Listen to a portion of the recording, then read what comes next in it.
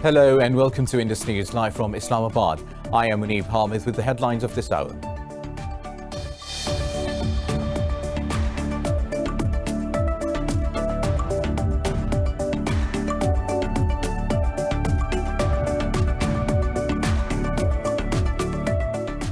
The Afghan government says the Taliban have killed 3 of its security personnel in an attack on a public protection force base in Paktika province. A spokesman for the provincial governor said 5 others have been wounded in the attack in Garday city. Claiming the responsibility, the Taliban say they have killed 74 Afghan soldiers and wounded dozens others.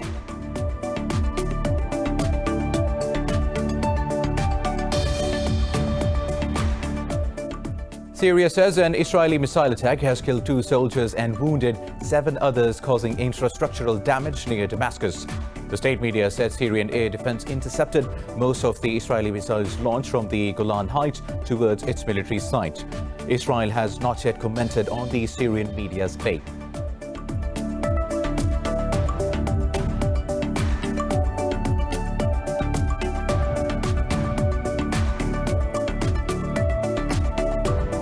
Turkey says it has extended its seismic survey operations for oil and gas in the eastern Mediterranean waters disputed by Greece. The Turkish Navy issued an advisory saying its ship will continue working until the 12th of September. Greek Foreign Ministry has called the advisory illegal. It urged Turkey to ease tensions and work for stability in the region.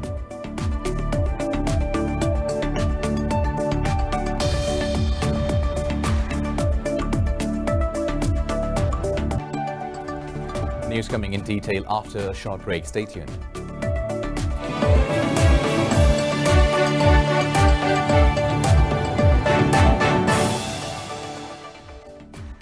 Welcome back. Now we'll have the news in detail. We start from Afghanistan, whose government says the Taliban have killed 3 of its security personnel in an attack on a public protection force base in Paktika province. Claiming the responsibility, the Taliban say they have killed more than a dozen Afghan soldiers. A spokesman for the provincial governor said 5 others have been wounded in the attack in Garday city.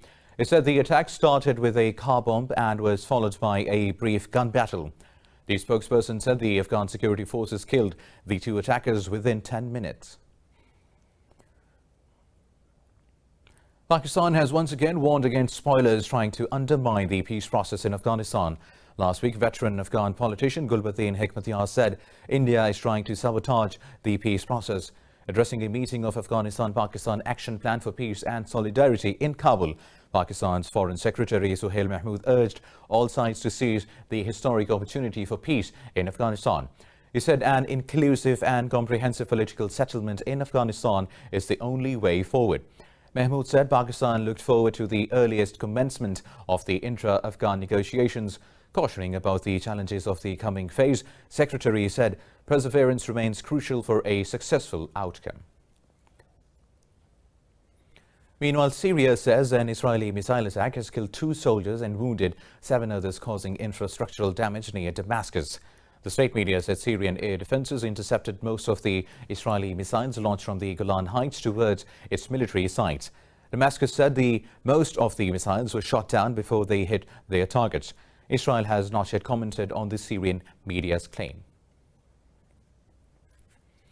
Now, Hamas says it has reached a Qatari-mediated deal to end the latest escalation of violence with Israel on the Gaza Strip. Office of Hamas leader Yahya Sinwar in Gaza said the agreement has been reached after talks with Qatari envoy Mohammed al-Emadi. Earlier, al-Emadi also held talks with Israeli officials in Tel Aviv. Israel constantly bombed the Gaza Strip every day since August 6. Tel Aviv accused Hamas operatives of provoking the airstrikes by attacking Israel with incendiary balloons. Now, the Abu Dhabi Crown Prince says the UAE is committed to the establishment of a Palestinian state with East Jerusalem as its capital. This comes after Palestinian President Mahmoud Abbas called the UAE's deal with Israel a betrayal of Jerusalem and the Palestinian cause. In a statement, Sheikh Mohammed bin Zayed Al Nahyan said the normalization deal with Israel was a sovereign decision in the favor of peace. It said peace is a strategic choice, but not at the expense of the Palestinian cause. The deal is the first such agreement between an Arab country and Israel in more than 20 years. Meanwhile, the Arab coalition fighting in Yemen says it has shot down an explosive-laden drone over the Abha airport in Saudi Arabia's Asir province.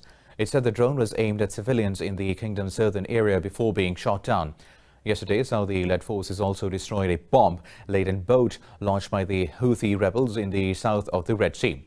The Saudi-led coalition has been at war with the Houthi rebels who ousted the Yemeni government in Sana'a in 2015. Meanwhile, Saudi Arabia's King Salman has sacked 2 royals and ordered an investigation into their alleged corruption in the defense ministry. Citing a royal decree, the Saudi state media said 4 military officers are also being investigated. The decree states Prince Fahd bin Turki bin Abdul Aziz Al Saud would be removed as commander of joint forces in the Saudi-led coalition fighting in Yemen. It said his son, Prince Abdul Aziz bin Fahd, also will be relieved of his post as deputy governor of Al Jawf region. The decree said the Crown Prince designated Lieutenant General Mutlaq bin Salim to replace Prince Fahd. Moving on, Turkey says it has extended its seismic survey operations for oil and gas in the eastern Mediterranean waters disputed by Greece. This comes after the European Union called for a dialogue with Turkey and urged Ankara to refrain from actions that stoke tensions. The Turkish Navy issued an advisory saying its ship will continue working until the 12th of September. Separately, Turkey said it will hold a military exercise off northwest Cyprus until 11th of September. Greek Foreign Ministry has called the advisory illegal. It urged Turkey to ease tensions and work for stability in the region. In a statement, the ministry said Turkey continues to escalate its provocations, but Greece will not be blackmailed.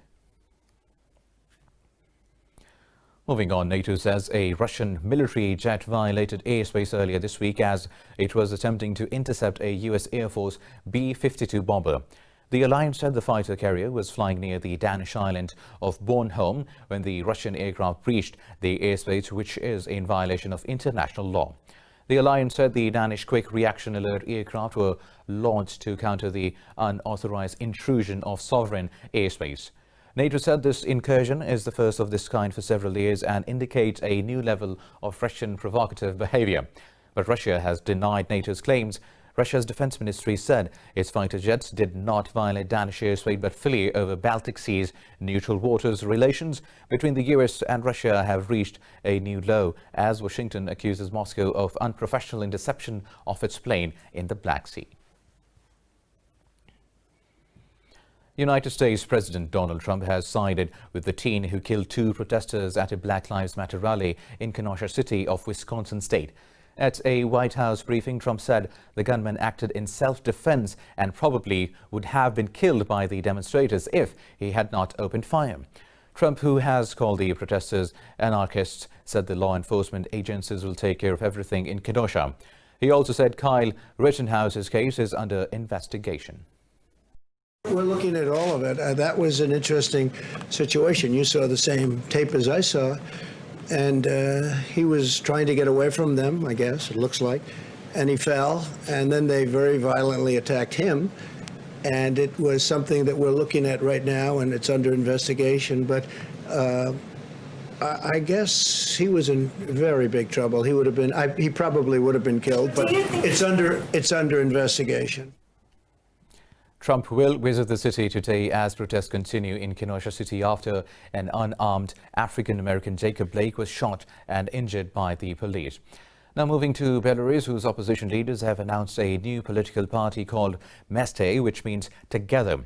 In a video, leader Maria Kolesnikova said together the opposition knows how to exit the country's socio-economic crisis. Kolesnikova said for the past 3 months, the opposition has done much more than President Alexander Lukashenko has in 26 years. Another opposition figure, Viktor Babariko, said the new party will unite the country to adopt constitutional reforms. I want to voice the main goals and objectives that we want this movement to solve. The first is to ensure the implementation of constitutional reform. As we have always said, the constitutional reform is the most important task today. Therefore, we are obliged to complete this process. Belarus has been marked by violent protests over allegations of widespread rigging in the presidential polls by Lukashenko. Now, the US has vetoed a UN Security Council resolution on foreign militants fighting with groups like ISIS. The other 14 council members voted in favor of the resolution aimed at prosecuting, rehabilitating and reintegrating those involved in terrorism. The US envoy to the UN, Kelly Craft, said the text drafted by Indonesia was worse than no resolution at all. She said the draft failed to even include a reference to the crucial first step of repatriation to countries of origin or nationality. The US has called for foreign fighters to be persecuted and rehabilitated back home. However, European states, including the UK and France, cite difficulties in collecting evidence for crimes that took place in Iraq and Syria. The US veto comes after Indonesia last week dismissed Washington's attempt to trigger a return of all UN sanctions on Iran. Now, the infections tally in Brazil is nearing the million mark with more than 121,000 deaths across the country. India has recorded over 800 fatalities and almost 70,000 cases overnight. Globally, the virus has claimed over 850,000 lives while infecting over 25.4 million. Details in this report. With the US now showing signs of decline in COVID-19 deaths and cases, the outbreak is only getting worse by the day in India, parts of Latin America, and Europe. India's death toll has exceeded 65,000, with infections tally approaching 3.7 million. The European Commission said it would contribute $475 million to an initiative led by the World Health Organization to buy COVID-19 vaccines. Canada has made a deal with both Novavax and Johnson & Johnson to secure millions of doses of their experimental vaccines. While looming economic recessions are forcing countries to lift restrictions, the WHO has warned the hastiness can backfire. No country can just pretend the pandemic is over. The reality is that this coronavirus spreads easily. It can be fatal to people of all ages, and most people remain susceptible. If countries are serious about opening up, they must be serious about suppressing transmission and saving lives. In Asia, mainland China has reported 17 new imported cases and no domestic transmissions. South Korea has registered cases below 300 for the third straight day. The aggressive spread of the disease in Australia's state of Victoria finally seems to be slowing down. We're certainly on the right pathway here. Cases continue to be driven down because of everything that everyone is doing, because of the restrictions that are in place. I've said yesterday we have to hold the course. These are low numbers. It can cause complacency for people who think I don't need to test. There's not enough virus out there, but testing is the pathway for us to drive these numbers down. In Europe, France, Belgium and the UK are set to open schools this week amid mandatory mask use and physical distancing measures. Meanwhile, in Pakistan, the number of active COVID-19 cases has dropped below 9,000. The Health Ministry says the number of recoveries is nearly 95%. The ministry said nearly 281,000 patients out of 296,000 have recovered so far. It said the number of new infections continues to stand at three-digit as 300 tested positive for the virus overnight. The ministry said 4 people lost their lives in the last 24 hours, taking the death tally to 6,298. Earlier, Prime Minister Imran Khan said his government aims to reopen schools with special measures from the 15th of September. More news coming up in this bulletin after a short break. Stay tuned.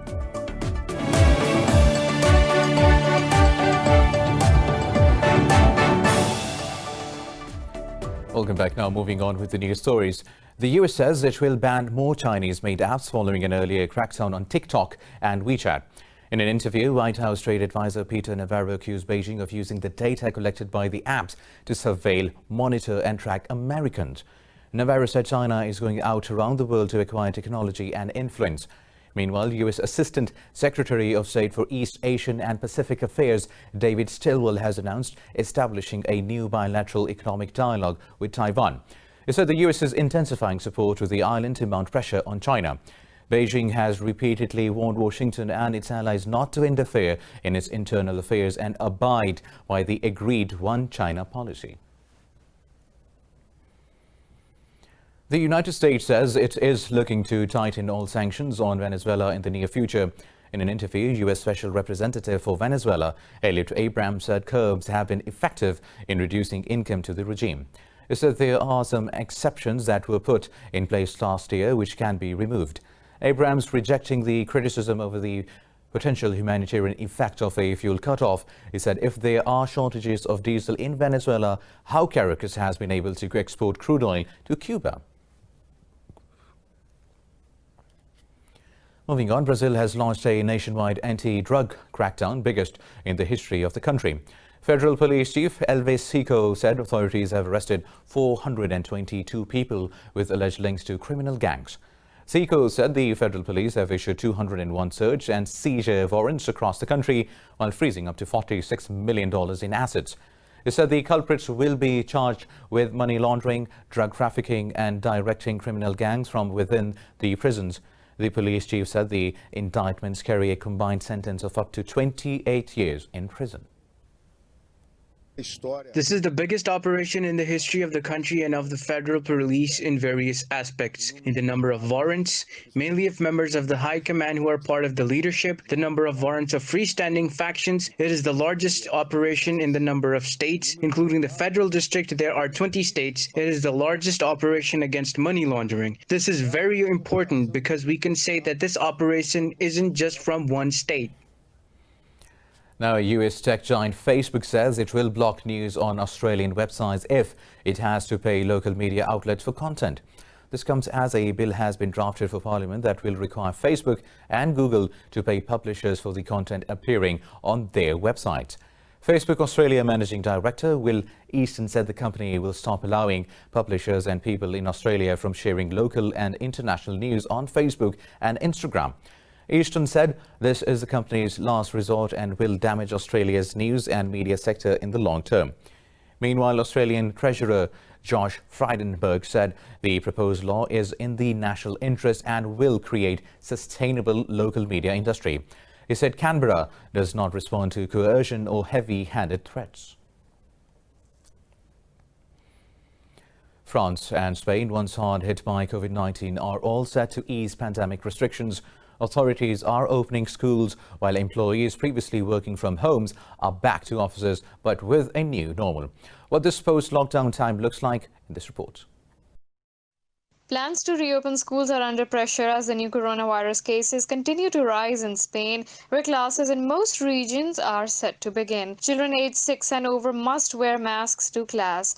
At Larramendi School in Basque Country, works are underway to ensure social distancing, hygiene and ventilation. The faculty believes establishing a distance between students does not promote interaction, which is crucial to learning, but it is still a lot better than online classes. The normal thing to do would be to have both classes working together in this space, but we will create two bubbles. Half will be on one side and other half in the other space. But every week we will swap the students to the opposite side, so they can be stimulated by different experiences and aren't always in the same space. Seeking to avoid another lockdown, the French government has laid out new rules for all shared spaces in offices and factories. Donning masks and other novel coronavirus-era accessories is mandatory in workplaces. Although the rule has been deemed necessary by most, management said initially many workers had some qualms against the new measure. In any case, all the startups have been informed by email. They are well aware of the current situation. So they know that they are required to put on and not aside their mask systematically. We have had a lot of little excuses for why they don't systematically have their masks on, but little by little it's gone a lot better. We have really started to get into it and to respect the protocols, and we are not divided on that anymore. Although the World Health Organization hopes for the pandemic to be over within 2 years, it has warned the countries opening up without having control of the virus is a recipe for disaster. Hence, the world has to embrace a few restrictions as it attempts to get back to pre-pandemic routine. Mexico's sweeping traffic woes have declined during the pandemic restrictions as the public resorted to riding bicycles to their workplaces. More in this report.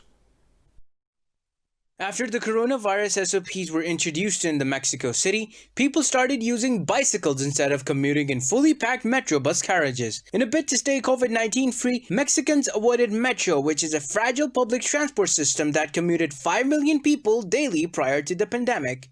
I prefer to get on the bike rather than on the metro, so as to not expose myself to the situation that we are going through in quarantine. Also, it's a healthy habit. This trend is a good news for the city's bicycle shops as well as because their sales surged 3 times during the pandemic. People are scared to get on public transport. They want to do exercise. They want to be stronger, healthier. And the truth is, all bikes are selling very well, at triple normal sales. The idea of bicycling commuters was particularly welcomed by the city's administration. So in an attempt to keep this trend alive, even after the restrictions are lifted, Mexico City's government has launched a new urban planning project of 70-kilometer-long biker lanes.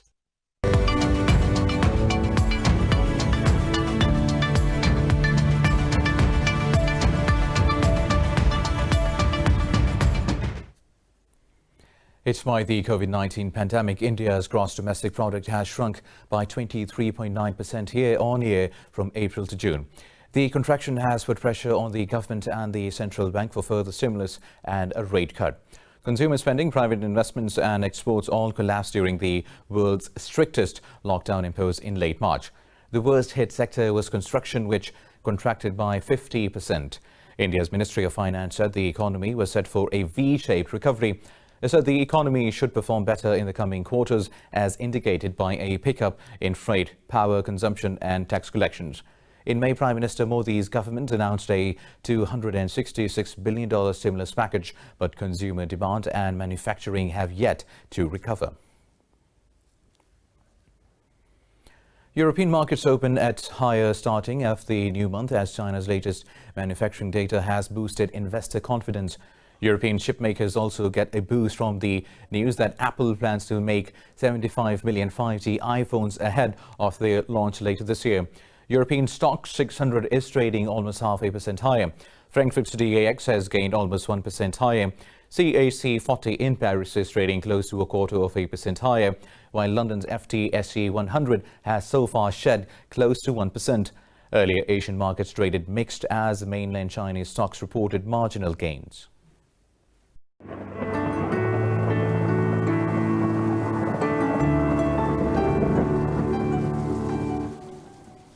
And now let's have a look at the weather updates across the globe.